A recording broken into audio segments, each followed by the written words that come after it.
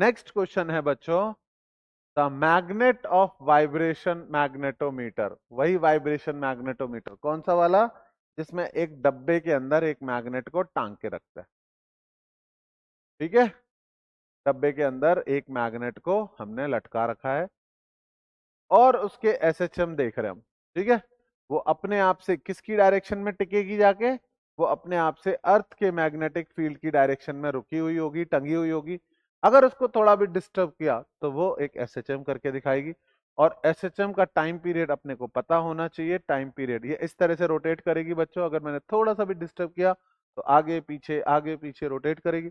और time period का formula है 2 pi under root I upon M B H. H यहां पर सबस्क्रिप्ट में है, ये अर्थ के मैग्नेटिक फील्ड का हॉरिजॉन्टल कंपोनेंट बता रहा है।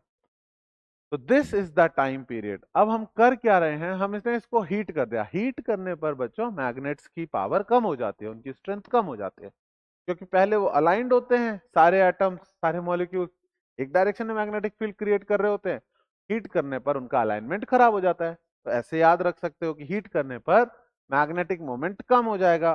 बोला है 36% कम हो जाएगा।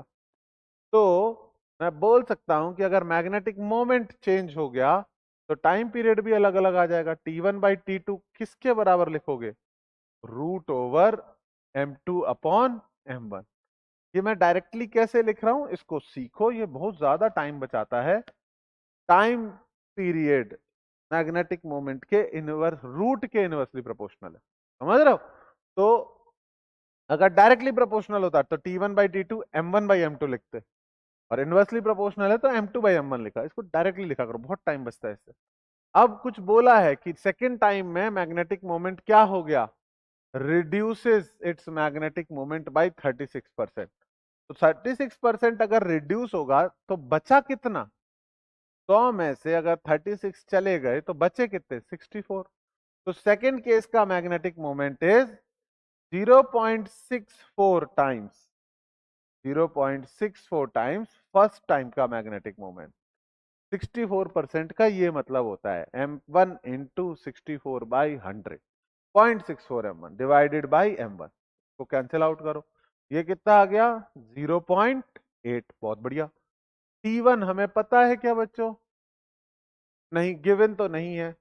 T1/T2 आ गया 0.8, तो T2 कितना आ गया, T1/0.8। ये कितना लिख सकते हैं 1.25 T1। ये कितना है, दिस इज 125% ऑफ T1। कितना इंक्रीज हो गया बच्चों, इंक्रीज बाय 25%, 25%। आई बात समझ में, नोट डाउन करो सॉल्यूशन। ठीक है, खुद से ट्राई करो।